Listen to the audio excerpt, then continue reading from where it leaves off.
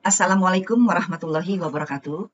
Perkenalkan, nama saya Hajah Astuti Darmianti, Maet EDD, memegang atau mengampu mata kuliah, salah satunya adalah metode pengembangan bahasa pada anak usia dini di Prodi Pendidikan Islam Anak Usia Dini Fakultas Agama Islam Unsikat. NIDN saya 0029 0466 03. Mata kuliah yang saya ampu salah satunya adalah metode pengembangan bahasa pada anak usia dini dengan bobot 3 SKS dan diajarkan pada mahasiswa semester 3.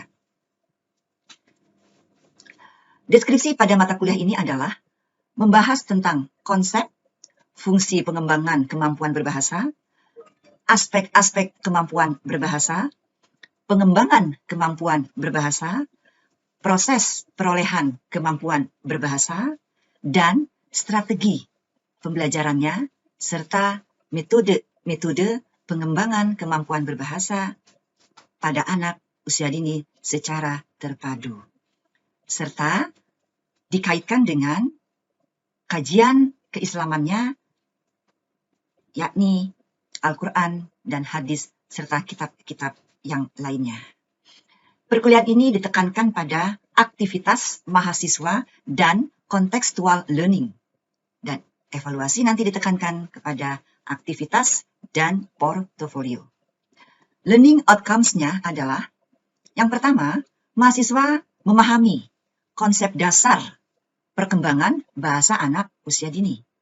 Yang kedua, mahasiswa memahami gambaran tentang fungsi, aspek-aspek, pengembangan, proses perolehan kemampuan berbahasa pada anak usia dini, serta mengkaitkan dengan kajian atau telaah di dalam Al-Quran dan hadis. Terakhir, bagaimana mahasiswa mengembangkan strategi pembelajarannya dan metode pengembangan kemampuan berbahasa pada anak usia dini secara terpadu. Yang terakhir, mahasiswa memahami kompetensi yang harus dimiliki oleh sosok seorang guru sebagai tenaga profesional. Baiklah, kita akan memulai tentang mata kuliah yang saya ampu, yaitu metode pengembangan bahasa anak usia dini. Bagaimana strategi pembelajarannya tentang metode pengembangan bahasa anak usia dini. Di dalam perkuliahan ini, kita akan membagi kepada istilah tersebut, pemahaman tentang metode pengembangan bahasa anak usia dini. Baiklah, dalam perkuliahan kali ini, pada mata kuliah metode pengembangan bahasa anak usia dini, yang kami tekankan adalah bagaimana strategi pembelajarannya untuk metode pengembangan bahasa anak usia dini. Kalau kita bicara tentang metode pengembangan bahasa anak usia dini, ada 3 komponen. Yang pertama itu adalah pemahaman metode pengembangan bahasa anak usia dini. Apa itu metode? Kemudian pengertian bahasa. Dan yang terakhir adalah pengertian dan pemahaman anak usia dini. Kemudian di dalam perkuliahan ini nanti juga akan diberikan kepada mahasiswa adalah perkembangan bahasa pada anak usia dini meliputi yang pertama adalah keterampilan menyimak, yang kedua adalah keterampilan berbicara, yang ketiga adalah keterampilan membaca, dan yang keempat adalah keterampilan menulis. Kemudian berikutnya adalah metode apa yang cocok di dalam mengembangkan keterampilan bahasa pada anak usia dini. Ada metode bercerita, ada bercakap-cakap, ada bernyanyi, bermain, berdharma wisata, peragaan, pemberian tugas, pengamatan atau proyek, dan terakhir mendongeng, serta banyak lagi yang lainnya. Yang terakhir, di dalam perkuliahan ini, karena mahasiswa ini adalah mahasiswa pendidikan Islam anak usia dini, tentunya mata kuliah ini dikaitkan dengan dasar-dasar keislamannya. Bagaimana telaah dan kajian Islam terhadap proses perkembangan bahasa pada anak usia dini. Surat Al-Quran yang membahas 4 keterampilan bahasa anak usia dini, kemudian hadis dan sunnah Rasulullah yang dikaitkan dengan keempat keterampilan bahasa anak usia dini. Dan yang terakhir adalah kitab-kitab yang membahas dan mengkaji dari 4 keterampilan bahasa anak usia dini. Terima kasih. Berikut proses kegiatan belajar mengajar pada mahasiswa pendidikan Islam anak usia dini berkaitan dengan mata kuliah metode pengembangan bahasa pada anak usia dini. Perkuliahan pada semester ini dikarenakan masih masa pandemi COVID-19 sehingga mahasiswa yang hadir di kelas secara tatap muka hanya 50% dari jumlah siswa. Ini sesuai dengan ketentuan pemerintah dengan menerapkan prokes, memakai masker, menjaga jarak, dan jumlah kapasitas mahasiswa maksimal 50% dari jumlah peserta keseluruhannya, yakni 20 mahasiswa.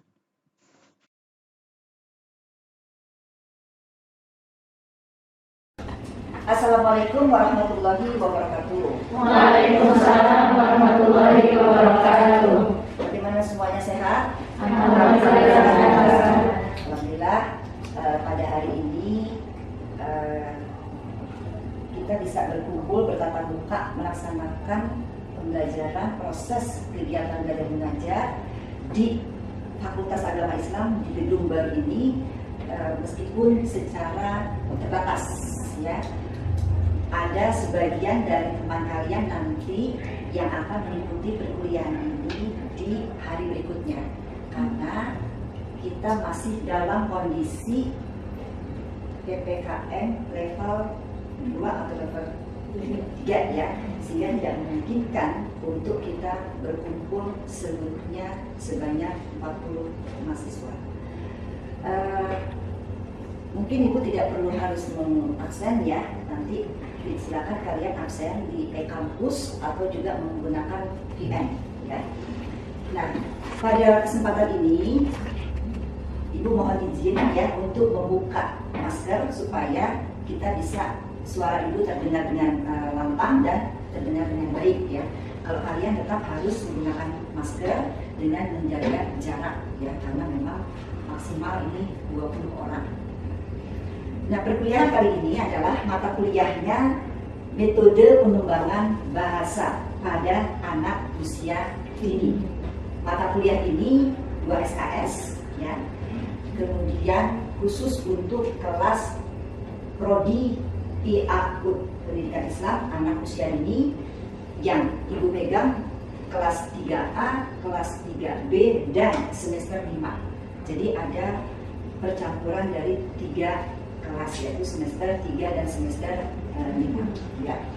Kalau kita bicara tentang metode pengembangan bahasa pada anak usia dini, ada 3 ranah yang kalau kita cermati. Yang pertama itu adalah metode, ya.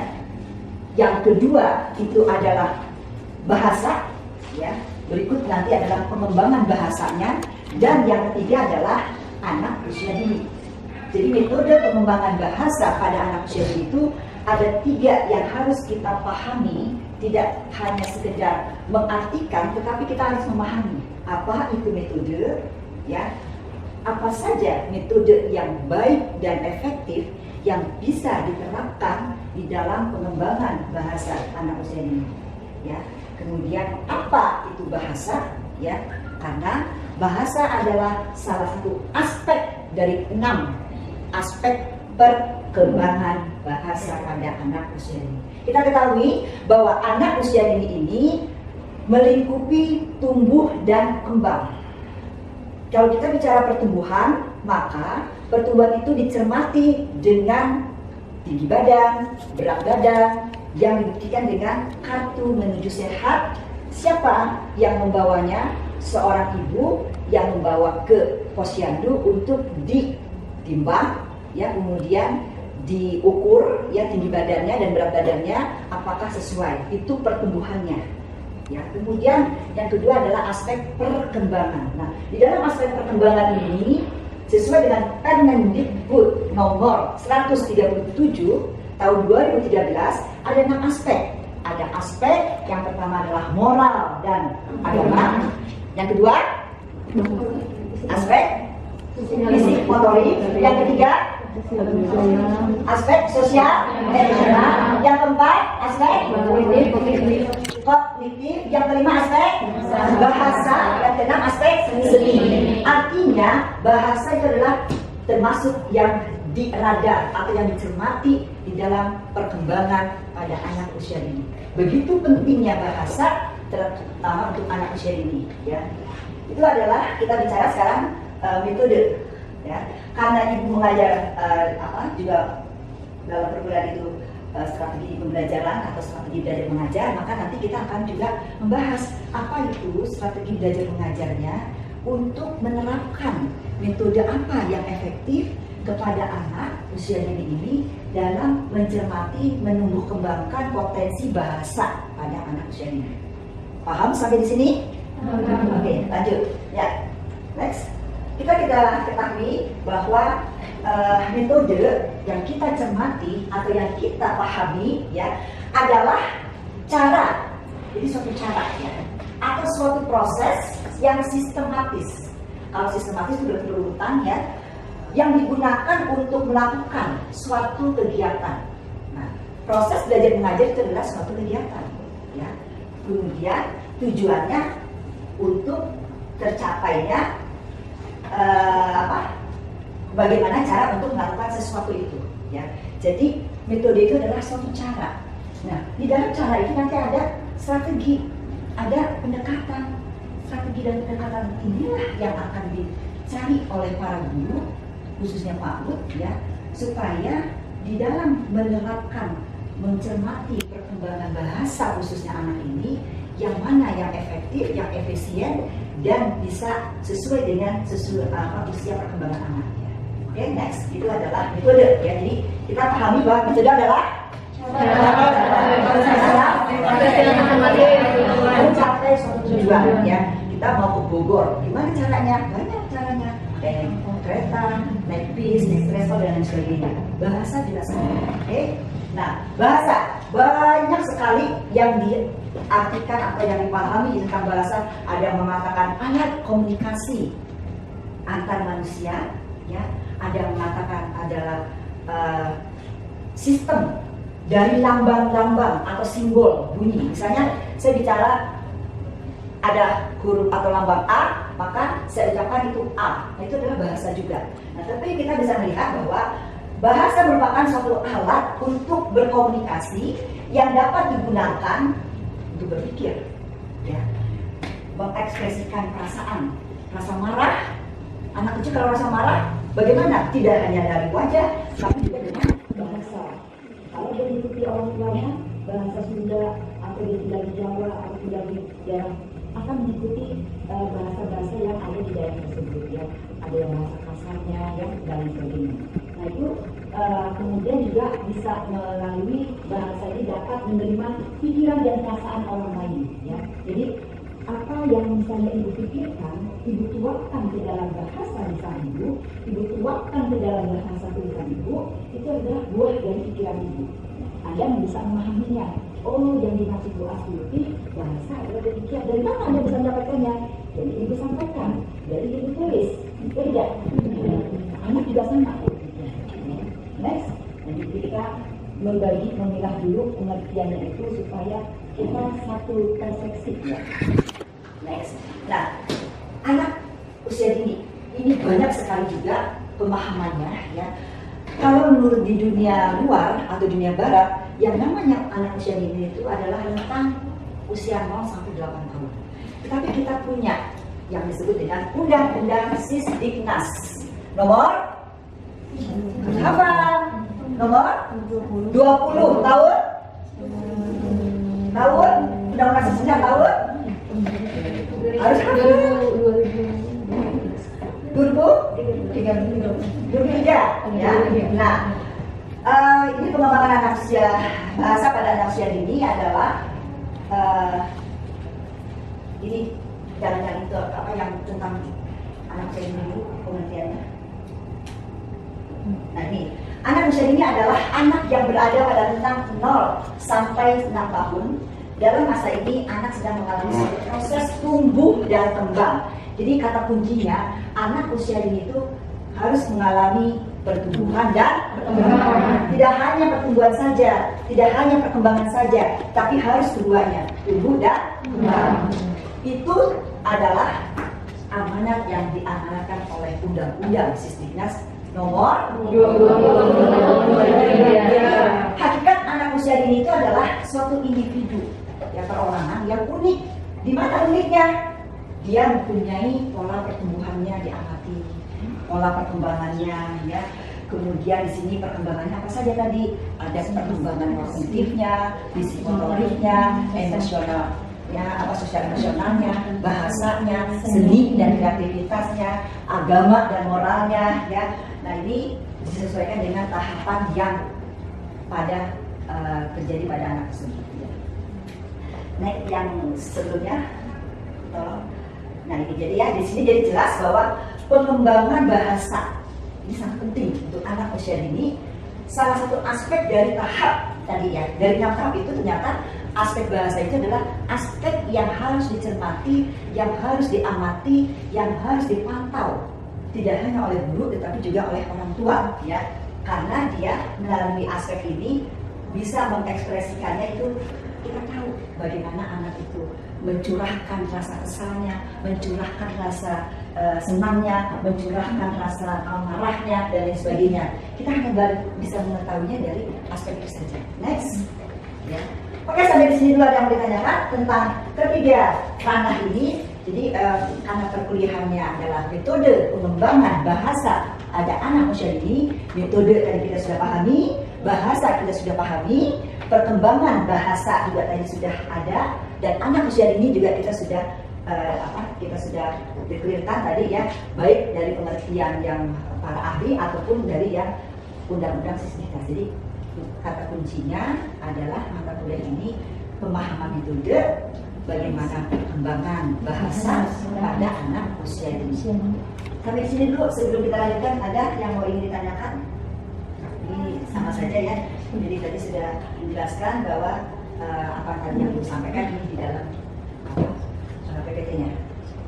Ada yang mau ditanyakan? Silakan. Cukup. Siap, lanjut. Nah, kalau kita tadi bicara tentang bahasa itu adalah bukan teoritis, meskipun ada teoritisnya. Bahasa merupakan keterampilan.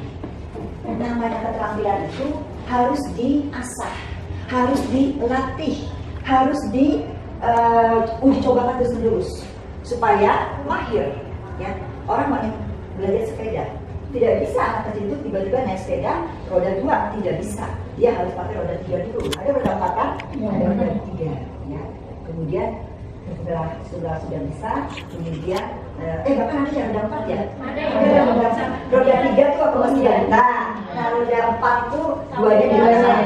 Setelah sudah bisa, sudah dilatih, kemudian dilepas yang duanya baru bisa. Bahasa juga sama demikian ya. Jadi karena bahasa itu adalah keterampilan, dia harus dilatihkan. Teorinya boleh, tapi jangan mengajarkan anak pada teori bahasanya. Nah, bahasa dan nggak perlu ya. Tetapi teori itu untuk para guru atau calon guru dan orang tua ya.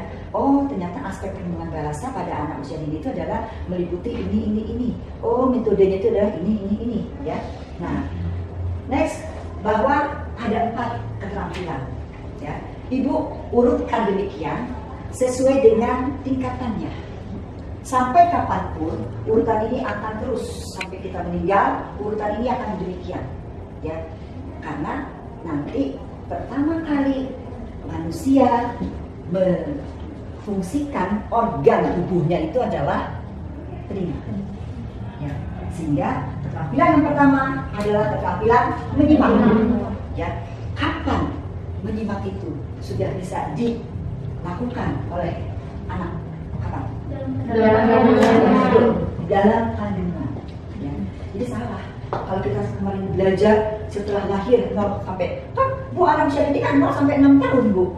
Iya kan? Itu pengertiannya 0 sampai 6 tahun ya. Tetapi ada kehidupan pra, maka ibu akan membuat nanti tulisan ya, harusnya ada pra anak usia dini atau pra aku itu di masa hari pertama itu yang paling penting. Sampai sekarang sudah disosialisasikan, sudah dikampanyekan bagaimana sih itu hari pertama, artinya ketika anak ada di dalam kandungan dan dititipkan ruhnya oleh Allah. Nah, ketika itulah janin di dalam kandungan itu sudah berfungsi, telinganya itu menyimak dan mendengar. Dia tidak bisa apakah itu mendengar atau menyimak, nanti kita akan bisa membedakannya. Ya. Apa buktinya bahwa janin dalam kandungan itu sudah mampu menyimak?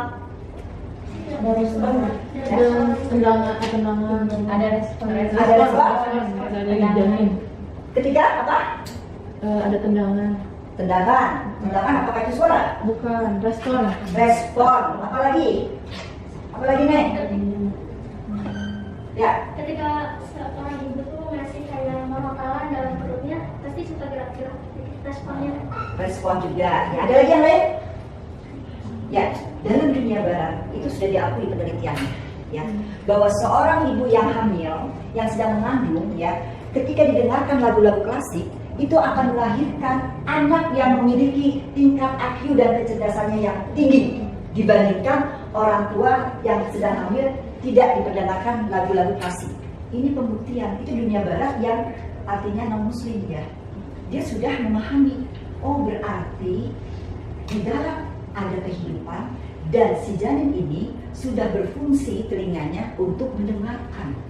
Ternyata diresponlah menjadi pertumbuhan otak yang akhirnya bagus. Nah, akhirnya para orang tua yang muslimah, ya, dan muslim diuji cobakan dengan dia baca Quran atau mendongengkan. Sedangkan hamil itu baca Quran, mendongengkan, ya. Kemudian kalau misalnya melakukan kontraksi, gerak, ya, nah, diam ya nak, langsung diam. Atau ketika seorang ayah yang mau pergi kerja selalu berpamitan kepada istrinya dan kepada janin yang cari uang dulu, ayah mau kerja. Jadi itu merasa ada komunikasi. Itu bukti. Ya. Yang berikutnya adalah setelah keterampilan menyimak adalah keterampilan. Oh ya, sebelum ada lagi pembuktian ketika anak itu lahir. Ya, apa yang dilakukan oleh sang ayah kepada anaknya? Ajarkan. Itu pembuktian lagi bahwa organ yang bisa pertama kali difungsikan adalah telinga. Mata belum bisa melihat, mulut belum bisa berbicara, hanya telinga. Ya, sehingga itu suara azan adalah suara yang pertama kali yang harus didengarkan oleh anak yang baru lahir supaya kelak dia mendengar hal-hal yang bagus. Oke, sampai di sini ada yang ditanyakan tentang menyimak. Ada? Kenapa? Neng? Cukup? Ya. Berikutnya, keterampilan bahasa pada anak usia dini itu yang harus dicermati adalah keterampilan berbicara. Ketika anak itu sudah lahir, ya, sebelum dia ngoceh, sang ibu itu kan pasti akan mendengar suara tupi. Oh ya, didengar. Jadi dia melatih pendengarannya. Itu bedanya menyimak dan mendengar. Ya. Dia mendengar dan menyimak. Apa sih bedanya mendengar dan menyimak dulu nih? Sebelum ibu melangkah kepada keterampilan berbicara, apa bedanya? Ada respon orang yang diajak mendengar itu ada respon gitu. Kalau mendengar kan kita cuma gitu masuk. Kalau yang sekarang kalian ibu sedang berbicara, kalian sedang melakukan aktivitas apa ini? Menyimak. Mendengar tidak? Mendengar. Jadi lebih tinggi mana pemahamannya menyimak dengan mendengar? Menyimak. Menyimak itu adalah fokusnya. Apa yang kita dengar itu fokus. Kalian tak fokus ke itu, ya. Tapi mungkin kalian akan mendengar suara-suara di luar. Ada yang ngobrol, fokus tidak? Tidak. Kecuali ada yang memanggil nama kalian, ya. Fokus itu disimak. Tapi kalian sekarang ini adalah fokusnya adalah menyimak. Itu berbeda mendengar dan menyimak. Nah, kemudian berbicara. Ketika anak kecil itu diajak ngoceh atau diajak bicara dengan orang tuanya, apa yang ucapan pertama kali disampaikan oleh ibu atau bapak atau saudaranya? Ma, kan? Papa. Jadi yang bahasanya itu yang sangat Mudah. mudah dan sederhana, hanya vokal saja, supaya dia melatih kata mama, maem, papa. Itu orang tua sudah melatih anak itu berbicara. Ya, nanti tahap perkembangannya nanti tentunya sesuai dengan usia mentalnya, ya, dengan usianya. Ketika dia nanti masuk ke sekolah, pastinya vokal atau juga kemampuan kosakatanya akan lebih banyak. Nanti akan kita lihat metodenya. Terus berikutnya adalah keterampilan membaca.